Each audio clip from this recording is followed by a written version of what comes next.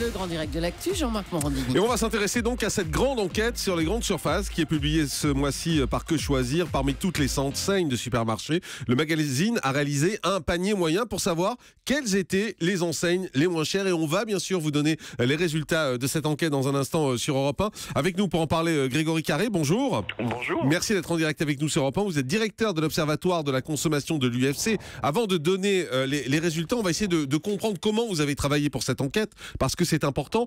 Tout d'abord, vous avez en fait constitué un panier de 81 produits, c'est ça ? Exactement, un panier qui reflète en fait les habitudes d'achat des consommateurs sur une année entière. Et à partir de ce panier, on construit un indice de prix qui va vous dire si l'enseigne ou si le magasin est plus ou moins cher. Et bien sûr, la teneur du panier est confidentielle, on ne le révèle pas aux professionnels qui cherchent toujours à le savoir.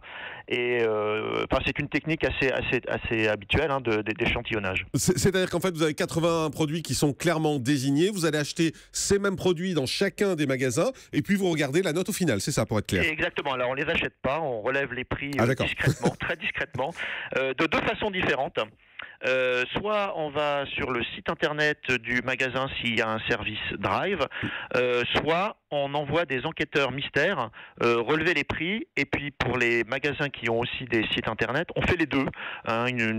Sur 500 magasins, on fait les deux, c'est-à-dire qu'on va à la fois sur internet et à la fois en magasin vérifier qu'on a bien les mêmes prix en magasin et sur internet. Alors je dois avouer que l'enquête est très complète parce qu'on a même des résultats département par département. Nous on va s'intéresser aux résultats nationaux parce que c'est plus simple, mais enfin si on veut les détails, il faut vraiment acheter le Que Choisir, parce que département par département, on a quels sont les magasins les plus chers. Il y a des absents dans ce classement, c'est les hard discounters. Pourquoi n'y sont-ils pas ?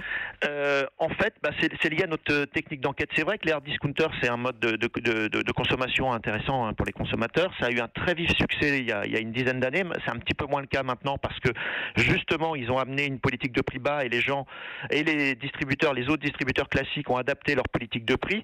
Mais en revanche, pourquoi on le fait pas ? C'est qu'en fait, on ne trouve pas les mêmes produits, exactement les mêmes produits souvent chez les hard discounters et dans les magasins classiques. Et en fait, notre panier de produits qu'on élabore, on n'arrive pas à le trouver chez les hard discounters. Donc nos indices de prix qu'on pourrait calculer seraient pas assez fiables et on préfère vraiment proposer des indices très fiables aux consommateurs. C'est la raison pour laquelle ils sont absents de notre classement. Voilà. Et puis je précise également, parce que vous l'indiquez dans votre enquête, qu'il y a des magasins qui vous ont prié de sortir et qui vous ont empêché de faire ce relevé de prix. Exactement. Il faut savoir que les gens ont tout à fait le droit de comparer les prix. C'est inscrit dans la loi, c'est même inscrit dans la Déclaration des droits de l'homme. Vous avez tout à fait le droit de faire ça. On ne peut pas vous interdire quelque chose qui n'est pas interdit par la loi, et il n'est absolument pas prévu par la loi d'interdire de relever des prix. Donc les gens sont habilités à le faire, mais c'est vrai que les distributeurs aiment pas tellement ces comparatifs, ou alors ils préfèrent les faire à leur propre sauce, les faire eux-mêmes, mais quand c'est des indépendants, là ils sont plutôt réticents, et c'est vrai que quelques-uns de nos enquêteurs, que je salue, se sont fait jeter des magasins. Alors avant de rentrer dans le palmarès des enseignes, il y a une vraie constatation finalement, c'est que les prix n'évoluent quasiment pas entre septembre 2014 et mars 2015. Ça c'est stable. Exactement. C'est une bonne nouvelle ça. Oui, c'est une bonne nouvelle, et en plus, on est dans une période, on suit une période pour laquelle on avait même observé des très légères baisses de prix.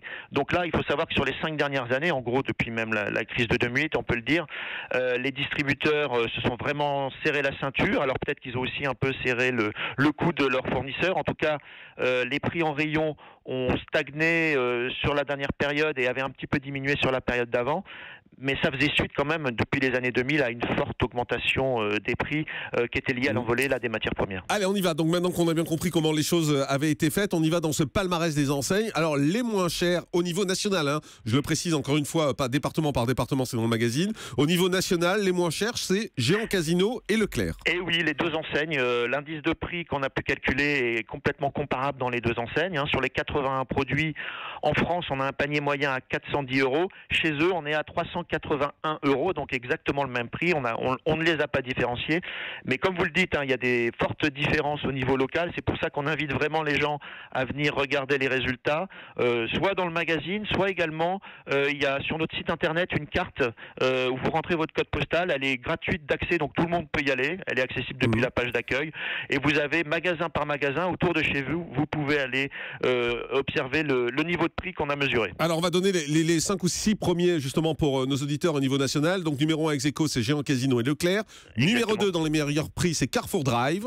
Ah oui. Alors attention, c'est pas les Carrefour, c'est les Carrefour Drive. Voilà, je vous expliquais que, vous savez, on relève les prix en magasin et on envoie nos enquêteurs aussi vérifier les prix en rayon.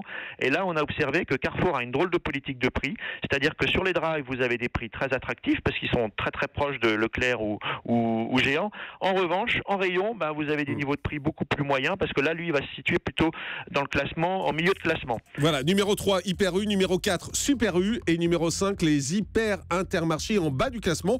Parce qu'on va citer les derniers aussi, c'est Monoprix qui est en bas du classement parce que sans doute c'est en centre-ville en général et du coup les prix sont beaucoup plus chers en fait parce que le mètre carré est plus cher, je suppose. Alors oui, ça peut s'expliquer comme ça. Et aussi Monoprix a dit que voilà, ça fait partie de sa politique de distribution d'avoir aussi des magasins plus soignés en termes de présentation et probablement en fait en effet des magasins de centre-ville, des magasins aussi de surface plus petite.